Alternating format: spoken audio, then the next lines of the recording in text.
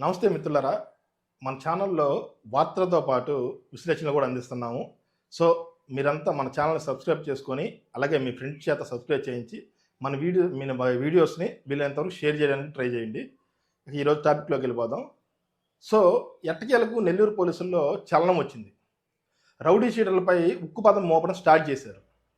రీసెంట్‌గా వరుసగా ఏదైతే చోటు చేసుకున్న ఘటనలు ఉన్నాయో, ఈ రౌడీ షీటర్ శ్రీకాంత్ పెరోలెన్సింగ్ కానీ, అట్లాగే అదే శ్రీకాంత్ ప్రేయసి ఎవరైతే ఉన్నారో నిడిగుంట అరుణ, ఆమె వేరే ఒక బిజినెస్ చేసే ఫ్లాట్ సంబంధించిన వ్యవహారంలో బెదిరించిన వ్యవహారంలో ఆమెను అరెస్ట్ చేశారు. ఆ అరెస్ట్ వ్యవహారం కానీ, అట్లాగే తాజాగా నెల్లూరు రూరల్ ఎమ్మెల్యే ఎవరైతే ఉన్నారో కోటంరెడ్డి శ్రీధర్ రెడ్డిపై హత్యకు కుట్ర, ఈ వరుస అంశాలతో పోలీసుల్లో చలనం వచ్చింది.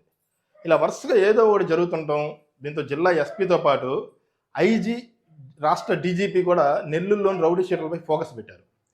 రౌడీ అని చెప్పుకోవడానికి భయపడేలా చేస్తామని చెప్పి పోలీసులు సీరియస్గా దృష్టి సారించారు ఈ విషయం మీద.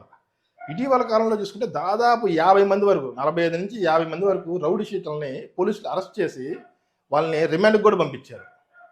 ప్రస్తుతం పోలీసులు మెయిన్ టార్గెట్గా రౌడీ షీటర్ శ్రీకాంత్ ఎవరైతే ఉన్నారో ఆ శ్రీకాంత్ అనుచరులు, శ్రీకాంత్ ఆల్రెడీ జైల్లో ఉన్నాడు, అతని అనుచరుల్ని పట్టుకోవడం ఇప్పుడు పోలీసులు మెయిన్ టార్గెట్గా పెట్టుకున్నారు. వారి కోసం ప్రత్యేక బృందాలతో గాలిస్తున్నారు కూడా. అయితే వీరిని అరెస్ట్ చేసే టైంలో పోలీసులపై రాజకీయంగా ఒత్తిడి పెరుగుతుంది. అంటే ఈ రౌడీ షీటర్లు ఎవరైతే ఉన్నారో వాళ్ళని అరెస్ట్ చేసే టైంలో పోలీసుల మీద ఈ పొలిటికల్ నాయకులు తీవ్ర ఒత్తిడి చేస్తున్నారు. కామన్గా ఏంటంటే ప్రతి రౌడీ షీటర్ వెనక ఎవరో ఒకరు పొలిటికల్ లీడర్ ఉంటున్నారు బ్యాక్గ్రౌండ్లో. వారికి పోలీసులకు ఫోన్లు చేయడం, అరెస్ట్ చేయకుండా మన వ్యక్తే, మనకు కావాల్సిన వ్యక్తి అరెస్ట్ చేయొద్దు అని పోలీసుల్ని అరెస్ట్ చేయకుండా అడ్డుకునే ప్రయత్నాలు అయితే చేస్తున్నారు.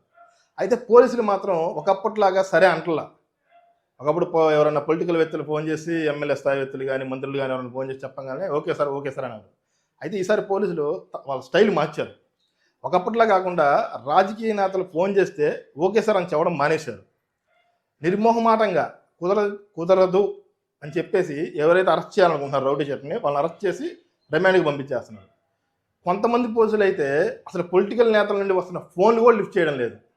అయితే లా అండ్ ఆర్డర్ కరెక్ట్గా సాగాలంటే రాష్ట్రంలో రౌడీ షీటర్ అనే వ్యక్తులు ఉండకూడదు.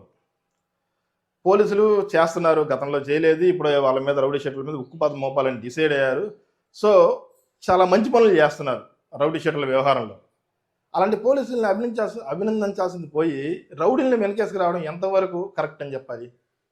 రాజకీయ నేతలు కూడా ఒక పరిస్థితిని అర్థం చేసుకోవాలి. పోలీసులకు సపోర్ట్ చేస్తే రాజకీయ నేతలు కూడా రౌడీ షీటర్లను ఏరేయడం పోలీసులకు చాలా ఈజీగా ఉంటుంది. సో ప్రభుత్వం కూడా పొలిటికల్గా తమ ఎమ్మెల్యేలు కానీ తమ లీడర్లకు కానీ ఒత్తిడి తేవద్దు రౌడీ షీటర్ల వ్యవహారంలో అని చెప్పి ఒక క్లారిటీ ఇస్తే పార్టీ అధిష్టానాలు బాగుండిద్ది.